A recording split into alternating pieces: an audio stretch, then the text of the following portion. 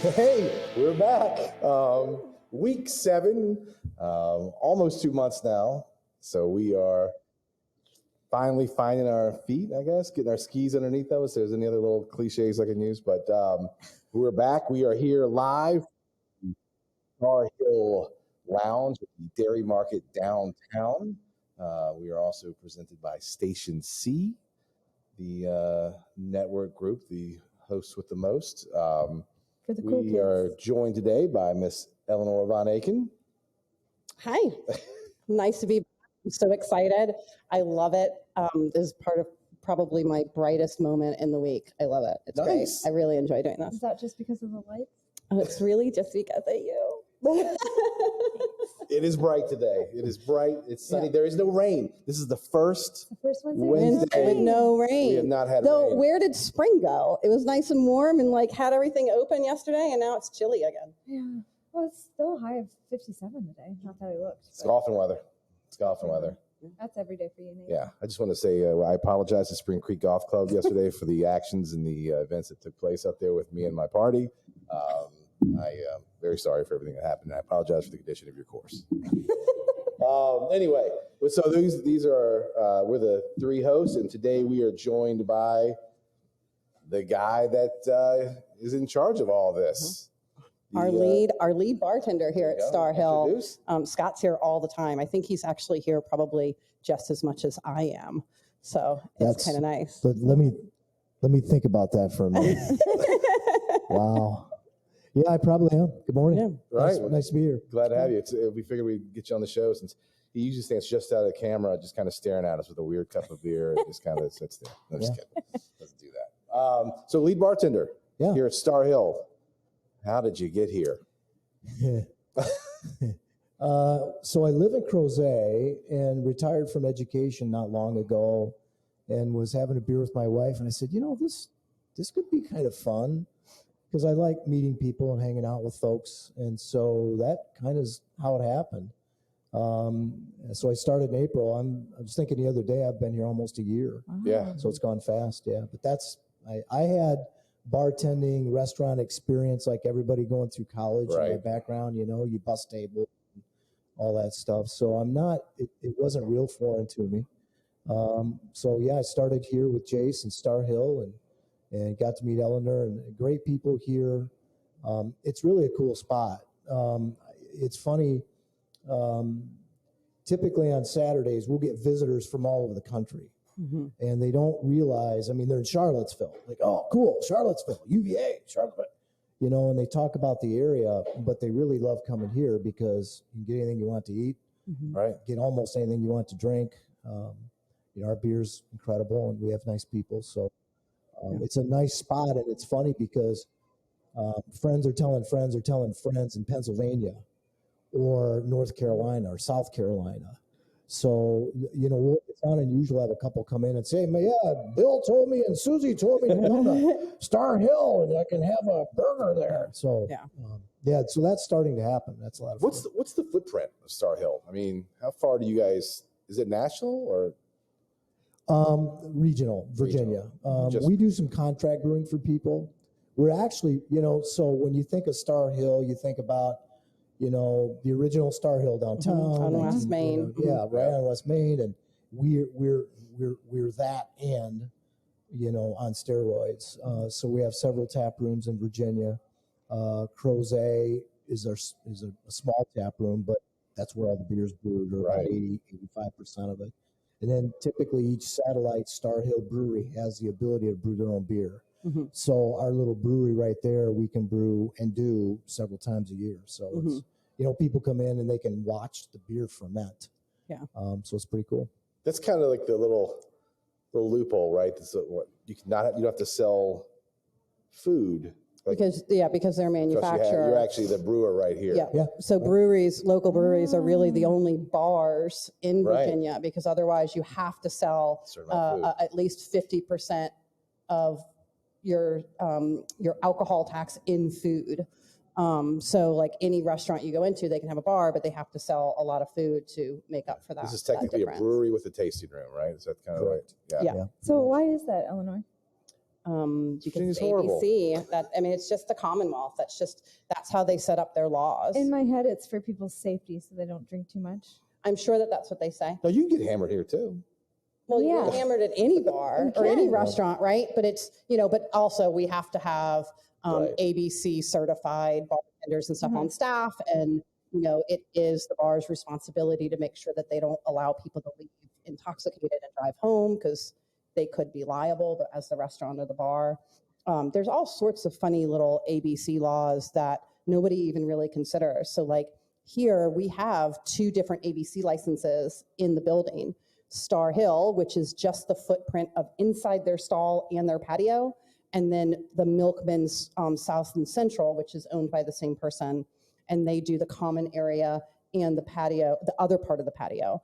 And now Citizen Burger is actually getting their ABC license too, so that they can have some things right inside their little stall as well. So that will be another ABC license. But you can't take a Starr Hill beer into the rest of the hall. You can't take a Milkman's drink into Starr Hill because ABC says that that's against the law because they can't overlap. Makes sense, Sarah? It does make sense. I know that the process of getting an ABC license is not an easy one. No. And now we're just going to Yeah. ask. But no, it isn't. And it does take a really long time sometimes. And right now they're very, very slow. So like, we'll have an event. And if we don't plan for an ABC license, like if Starr Hill is going to help us with an event, if we don't plan for it for a couple of months ahead of time, then there's no way that we're going to get it. We can't do it that way. What's the most popular beer that you guys sell? Ramble On's probably our most popular. So in Starr Hill, we think about it as what sells in the stores the most and what sells in the tap rooms the most. Tap rooms, it's Ramble On. In the stores, it's Northern Lights. Northern Lights, we're celebrating its 15th anniversary, so we've brewed 3 beers that are Northern Lights-ish and fundamentally a Northern Lights beer, but changed it a little bit. But yeah, we sell a ton of that. Plus, we have 24 taps. Mm-hmm. Like typically, there's 24 different beers at Starr Hill. Really? Yeah, isn't that amazing? Yeah. You go most places 8, 10, 12. Yeah, at the depending on the most. size, and it's 24. And so I do our beer ordering. So every week, it's not unusual to have 3 or 4 different flavors of beers than the week before. Our brewers are they're always playing around. Just with messing stuff. around in there. Yeah. Mad scientists. What's That's your a favorite? good. My favorite? Yeah. Maybe not the one that's here right now, but of all time.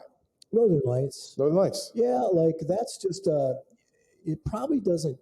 It's popular. People, I think, understand it and like it, but it's just a really good traditional IPA, and I can sell that if people are just starting to drink IPAs, it's a little like getting used to Scotch or bourbon. You have to acquire a taste for it. The first time you had bourbon, you probably spit it out. The first time you had Scotch, you probably spit it out twice. But over time, Still do. Nathan doesn't. yeah. Well, but okay, special. let me try it again. And then pretty soon, a month later, you're like going to the ABC store buying bottles of it. Stand in line. Yeah, right. So IPAs are a little like that. So, if you just want to start somebody out with just a traditional good India Pale Ale IPA, probably Northern Lights. That's a good overall. So let's say that I'm an IPA guy. Yeah. I think give me something I've never had before. What's the one that's going to really? Well, if you said something that you've never had before, I would probably then say, do you like hazy IPAs? I do. Which is all the rage. Well, that's Ramble On. Oh, okay. Yeah, that's our hazy or one of. We typically, like today, I think we have 3 hazy IPAs. Really? Everybody's in love with a hazy IPA. They're good beer. What makes it a hazy IPA? Sorry, Eleanor. Sure. I'm curious now. I see that all the time. It's I'm like, a combination of looks hazy. basically it's the yeast that you use, right? Okay. So the yeast, like when you make beer, it's sugar water, wort. Then when you throw a yeast in it, that's what you get the alcohol, a lot of the flavor, most of the flavor from.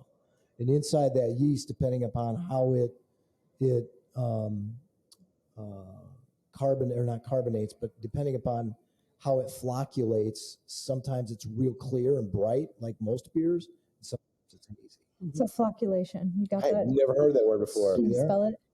Look at all you're learning today on I the know. I love listening to you talk about that. You know, you talk about you transition from teaching career or education in general into this career, and a lot of people in the restaurant industry don't.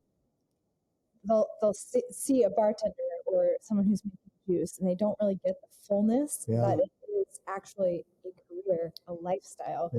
And hearing your commitment and knowledge about it is so awesome. My wife and I homebrewed for about 20 years. Oh, wow. Like just started making our own beer, right?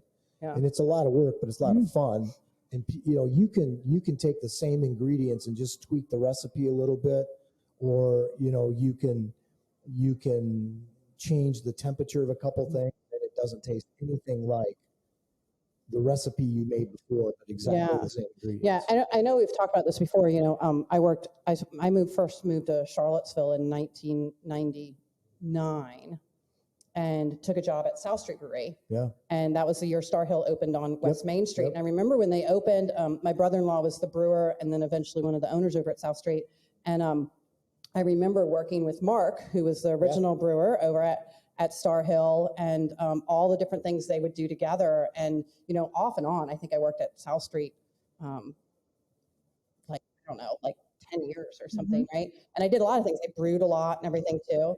And it was so interesting to me that there were so many more combinations that you could make a beer into than you could even make a wine.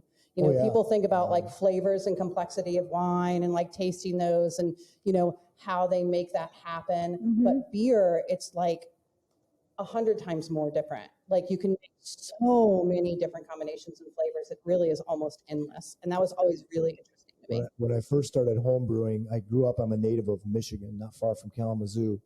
And I used to go to this little store in Kalamazoo, Michigan to buy my brewing supplies because that's the only place you could get them. And it was named the Eccentric Cafe, owned by a guy named Larry Bell. What's Eccentric? No, Bell's Brewery. Is that very? Bell's what? Brewery. Get out of town. So he started in a little tiny, you know, like you guys, have you ever been to Fifth Seasons and Rockfish and seen their brewing? Not a lot bigger than that. That's crazy. And he made a couple beers and you could go hang out. Hey, Larry, man. So bad. Yeah, exactly. Hey, Larry, how'd you make that? You know, I got to use this yeast and, you know, and now, I mean, he just sold it. I think it's been a year ago in January, but you know, he found like Mark Thompson, like all breweries do that get big, one or two beers everybody likes. Hop Slam. Hop Slam, Two Hearted, whatever. Yeah. And kaboom, now you're going, oh geez, I'm going to start my own brewery. So plus what always interests me is pubs and people and getting together. You know, historically in this country, you know, brew, like now in the last 30 years, there's all these little tap rooms and breweries and people, isn't this great thing? Historically, every little town used to have one. Yeah. Right. Like before it's a public house. It's a public, exactly. Yeah. So like Thomas Jefferson, John Adams, Washington, the founding fathers had a lot of great ideas over a beer or a glass of wine. I was watching a special and they were interviewing these guys and there was like, what are the things that changed the history of the world? And the one guy's answer was fermentation. Yeah. And he went on to talk about how fermentation, how it's just, you're able to transport stuff now, and then the community and just the ideas and things that have popped up, like you said, over a pint. Yeah. You know, it's just pretty crazy. Stop and think about it. Like I'll be like Monday, Tuesday, Wednesday's typically pretty slow here. And there'll be people that come in, business people come in this very room, and they'll be chatting, and they have, you can hear them, lots of big ideas on pint number 2. Right. You know, pint number 2. I love when I walk by and there's like all business meetings and stuff happening. You gotta during the day. lubricate the gears up there. Yeah. Nathan knows a bit about that. Pint number 4, maybe not so much, but that's right. I don't know. There might be some good ideas at pint number 4. Well, Larry Allen, here's the plug for day drinking. Here you go. This is science, people. I'm not making this up. Larry Allen, the Microsoft guy, he's done a study. Have you heard about this? And it's the ideal, like your brain works at a much higher level at like about a 2.8% alcohol level or something like that. And that may be a half a beer for you. It may be, but if you can figure out what that is. And so he's figured it out and he drinks that amount of alcohol every day. And that's your ideal operating thing. It kind of frees things up. It kind of knocks down some of the inhibitions that you can be like, we can't do that. You're like, maybe we can do that. Brain lube. Right, yeah, brain lube, man. In golf, we call it birdie juice. Come on. You gotta get the swing going. Do you think some of your interest in this is from your genetics? Because we originally asked you to be on the show because of St. Patrick's Day. Yeah. And you have some Irish heritage, right? I have so my last name ends with an ICH, and my father's side of the family are Russian, Croatian. And so my wife, about 3 years ago, for Father's Day, got 23andMe because I never had my head wrapped around my genetics. So, I did it, and like a month later, got the stuff back. I'm like 72% Scotch Irish. My last name ends with an ICH. So, yes. County Cork, County Kerry. There you go. I'm a lord in County Kerry. I do one of those things where you buy like a square yard. Yeah. You gotta. So I mean, if you want from now on, if back there behind the scenes, if you want to just call me Lord, you can. That can be done now. I mean, I did think you were going to wear a kilt today, but so I did not talk to you before we talked this. My birthday's coming up, and my wife a month or two ago said, "What do you want for your birthday?" I said, "I want a kilt." So there's a kilt on the way. Why are you snickering? She wanted the kilt. I know. I'm behind the scenes. Sydney's losing her mind right now. She's like, "Where's the kilt?" Not enough people wear kilts. I'm mostly Irish, and my last name is Porter. And basically, if you go to Ireland and you meet a Robert John Porter, he's related to me somehow. But yeah, like even like the red Irish skin, everything. I don't tan, I burn. This is tan. But do you have a kilt? A lovely shade of pink. Very. Do you have the kilt? No, because that's Scottish, and I'm not really Scottish. I'm okay. mostly Well, Irish. why can you Because talk he about was the Scottish kilt? Irish. Like what? Why did you want a kilt? What's the significance? Because he does have more Scottish in him. That makes him want a kilt. My mother's side of the family. What do you do? Kilt, yeah. What do you do with a kilt? Yeah. You wear it. I know, but it's like, do you wear it on a specific occasion? Are you playing bagpipes? Yeah. When you go down No, there? I don't play the bagpipes. Kilt just to be a boss. My aunt is Scottish, and my uncle, who was my dad's brother, is Irish. But they wore kilts. Like my uncle would wear kilts to like weddings and things like that. Yeah, It's like the occasions. formal. But the real question of a kilt is, what do you wear under? I knew you were going to say that. You don't Come wear on. anything under the kilt. That's right. I was told before this podcast there's certain rules we have to observe. I will not Sydney's losing it. upon that. Although I have to do some research. So I guess once you get your kilt after your birthday, we can all come to Starr Hill and find out. There's no question. Yeah. Well, and if you grow up in the Northeast around Boston, or I grew up around an hour and a half from Chicago, you can go there fairly often in the middle of the week. Somebody's wearing a kilt. It's not that uncommon. And there's a lot of Scotch Irish here. Yeah. In fact, I found out when my mother's side of the family immigrated from the UK, they came to Virginia. So my roots are Virginians. My buddies used to call me the Yankee because I grew up in the North. I'm Well, you got to figure. You not go so to fast, my the friend. Highlands, the mountains. It's not that big of a change. It's exactly why they ended up here. One of the reasons. So what brought you back here? Because you didn't know about your roots before. Yeah. No. My wife and I were sitting. It was about this time of year in Albany, New York. Our sons had graduated from high school. It was cold, rainy, and crappy weather. My wife said, "We're out of here." I said, "Okay." And she had her laptop open, and she said, "There's a job in Harrisonburg, Virginia. Can you do this job?" And I said, "Well, that's my wife doesn't sound anything like that." Easy there. Oof. All right, let me back Darling. So my wife said, very nicely and loving in her wonderful voice, "Can you do that job?" And I said, "Yes." She said, "Good, you just applied." So 3 days later, I had a job as a that's how we got to Virginia. I don't know. I think we talked about it before we came on, but like you were a principal, assistant superintendent, football coach. I mean, you had quite a run. Yeah, it's. I've just been out long enough now that it's kind of sinking in things I did and didn't do and didn't say, and I got on Facebook like a year ago. I promised myself I would never do that, but now I can hear from all my students and players. Yeah. And hey, coach, do you remember when? I just got one this weekend. Sure. Yeah. Sure, absolutely. Um, Any big famous guys that under your tutelage? Not anybody that you would know of. A young man named Rick Bowles played at Grand Valley. I had a few people who played at Grand Valley State University, which is in Michigan. Brian Kelly was the head football coach at Grand Valley, Know that who name. later went to Notre Dame. I met him. Quick story.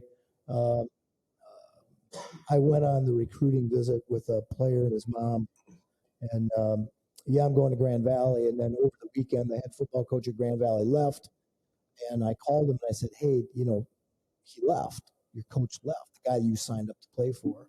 So we went back to Grand Valley a few days later, and the athletic director had his letter of commitment on a table. He said, "Listen, we pulled a fast one on you because you had to. So if you want to rip it up, we'll rip it up. But before you do, I want you to meet this guy, our new head coach named Brian Kelly." He might be And okay. so here comes Brian Kelly.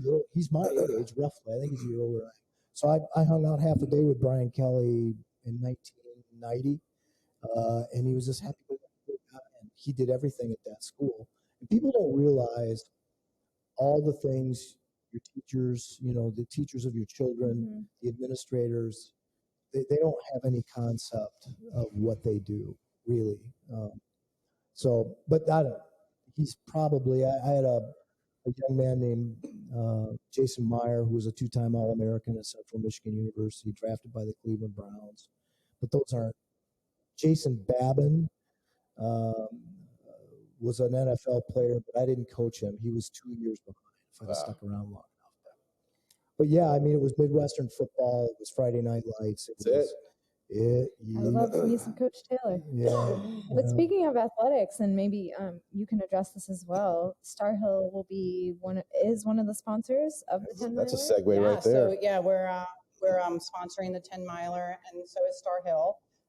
They are donating $1 for every pint of love sold during the race. Correct? Yep, that's right. We're all opening early. We're the official watch location, so we'll have stuff outside for everybody, music and everything else. And Starr Hill's opening an hour early so that we can start drinking early, which is always nice. And we're the official after party for all the runners. All 2,200 of them are invited to come and hang out after. Yeah, they say something if you drink a beer after it's really a long good run is supposed to be good for you. Are you a runner? I'm a runner. I'm a cyclist. I can so, run, but I don't. Yeah, I'm a runner. I ran the 10 miler last year, and really, you need fluid and sugar, and that's what you need. And beer's great for that.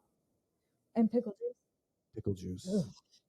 I've had pickle juice in a run before. If you have gummy bears and beer, that's all I need. Pickle juice is Really? Yeah. Oh, Yeah. Salt. It's got that salt, yeah. Plus, it's delicious. Yeah. But also, we're doing, and I just announced it yesterday, so maybe you guys don't even know about it, but we're doing our monthly event at Starr Hill in this very room. Our second one. Yep, our second one. So it's Thursday, March 30th at 5:30 to 7. We're doing a little happy hour, and we'll have a portion of those proceeds going to Freddie's organization, Love No Ego. Freddie was a guest a couple of weeks ago. So that's super exciting. Yeah. Starr Hill's so awesome about charities and stuff. They always have like a charity of the month that they help and do events and things for them. They're always so generous. I love their philanthropy efforts and everything. So that's why I think that's one of the other reasons that I love having them at Berry Market. Yeah, and that's man. I mean, all Starr Hill. I mean, if you go to Richmond, your tap room, they do the same thing. They get involved with the community. I mean, we're supposed to do that. That's part of what we do. Yeah, and I will say, working with Lindsay and Jace, I mean, they're just so thorough, and you can tell that they genuinely care about. I mean, they had so many questions about what's the mission, how can we support it, and it wasn't just like we'll slap that on the calendar. So super appreciated that. Yeah, they really wanted to know more about it so that they could properly support it the way that it deserved. And something I want to know more about is March Madness. Yeah. So if you've been here over the last month, you'll notice there's 6 more big screen TVs. We've relocated some things. Got We the roll down screen, the roll down projector. screens in the front. We can drop that down for big games. We're now best friends with Xfinity, so we were not for a while, but we are now. So that all works brilliantly. And so March Madness will have some schedules up. Probably do some wing and beer deals along the way. Yeah, I know Dino's always really good with working with you guys on doing deals and stuff. And some of the other merchants. Are you guys doing stuff for the ACC tournament? Yeah. Yeah, they'll be showing every game. We have a bunch of TVs in the dairy market, show all the games. So I mean, it's going to be ACC tournament crazy in here. The way it's set up, and this room's a good example. We have 2 little TVs back here. We can divide up the tap room so you don't have to watch what everybody else is watching. So which is kind of nice. Sarah asked a good question. What's the ACC? Is that like college? It is. It's the Atlantic Conference. Yeah. It's for college basketball. So UVA. UVA. Put it in terms I understand. Yeah. UVA playing basketball. They're doing really well You're this old year. school. So yes, we're all hoping for a long tournament this year. Well, the ACC tournament those like today. Yeah. This weekend, and then NCAA's are next. First game is tomorrow, right? Right. I know, but it's first UVA game. The ones that are important. Jeez. I love them all. they have a daytime basketball game in 35 minutes. Yeah. What happens if you have a job? You just ditch it and come to Starr It's Hill? ACC tournament. Yeah. Put it You on know your what? We computer have and free stream it. Wi-Fi throughout the dairy market and plugs, so you can sit here, have your beer, watch ACC, and work at the same time. Yeah. Right. Remote work from Starr Hill because they have great internet. We do. So jealous. So we have about 3 minutes, and usually we ask an obscure question. I've been trying to think of one. I want to make sure my co-hosts don't have one that they can think of. What's the best alcoholic drink you've ever had? Well, that's actually a good one. It's not really obscure, but what's the best alcoholic drink? That would be Nathan's question Would be Nathan's. because he's going to try it after this podcast. No, sorry.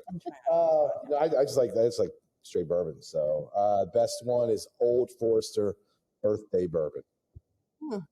I have had some happy 12 and 15 year. I actually liked the 12-year a lot better than the 15. I just sold a But couple it was- bottles. it No, I was- didn't. It's illegal. But yeah, it was really good. I really enjoy beer. I literally can sit down and talk to anybody about beer all day long and the combinations and what all the numbers mean and why they should drink this one as opposed to that one. But I do really enjoy beer, and I actually really just started drinking the Love. Yeah, Love's great beer. I also really like the Murphy's Gold. Yeah. I really like that one. There's another one. I think it's out of season right now, but then like the Wahoo Wah is always really good. It's a nice little, It's a go-to crisp little beer. Crisp little beer. Yeah. It's really great. Everybody likes it. You can bring it to a party. And they sell it at the UVA games. They sell They it at do. the UVA games. Yep. And yeah, I mean, I really like that one, but I've been digging the Love lately too. Oh, And bourbon. I like Throw an orange in the Love. Really? Yeah. It's good that. stuff. Sounds like a good idea. I'm an IPA guy too when it comes to beers. See, IPA, okay, now I'm going to talk about beer more. IPA, I have to have it at the right temperature, outside, and I pair it with food like I do wine. So it's like, I do like an IPA, but it has to be certain way. There's so many nuances. Yeah. With the IPAs. Yeah. It makes it Well, nice. What's your favorite? I love thinking about you being the executive producer of your IPA experience and this podcast studio. I moved everything around today, made everybody move their seats. got her I hat made on. our team It's the go, I hat. don't like this, let's do that. It's the hat. I don't drink really, so I will give a little shout out to the amazing bartenders in Charlottesville. Another way that I see their artistry is when I ask for a mocktail, and they make me whatever they want to make me, and it's always incredible. Well, you're a vegan, so you don't drink a lot of beer I don't either, drink a lot of- though I hear that Starr Hill may be doing a vegan form of beer soon. Gluten free. I cannot Or confirm gluten-free, nor sorry, deny Yeah. that. not vegan, gluten-free, Yeah. that you may be doing a gluten-free version of beer soon. I'm on the edge of my seat waiting. Yeah. Little insider tip. How you doing? So, And now for I you. know, now I did it. If I was on a desert island, it would probably be a beer, but my favorite drink is a bourbon slushy that I had in Austin, Texas. Ooh. Slushy. All right. of bourbon, sweet tea, a little Cointreau, and orange juice. That sounds delicious. It does. Sweet teas. It was off the hook. Nice. I really like a pre-prohibition Manhattan.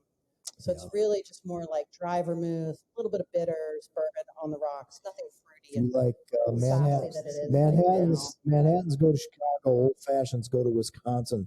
They take drinking to a whole other level. Man, And then you have New Orleans. Yeah. I wish we had more time because I really want to talk about ice and bourbon drinks. Like we had this conference once in Austin, and it was like there was all these different bourbon bars, and they all had ice makers. Right. So hearing that you had a slushy, what was that ice like? Slushy. Slushy. I mean, yeah, but how do you make that ice? It was so they had like a Some people sweet hand tea crush and slushy, stuff. and they would pour the bourbon and the other ingredients in it and give it a In the stir. slushy. Okay. Yeah, it was awesome. That's awesome.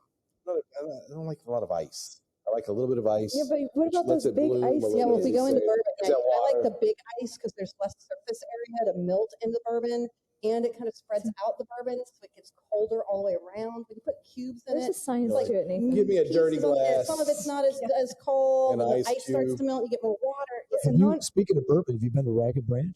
Yes. Oh. Yeah. I tell people when they come here all the time looking for a distillery, that's really good bourbon, and that's I local. got a couple. They're a little limited. It's good stuff. Good stuff. Yeah, if they bring some, we'll have you back on.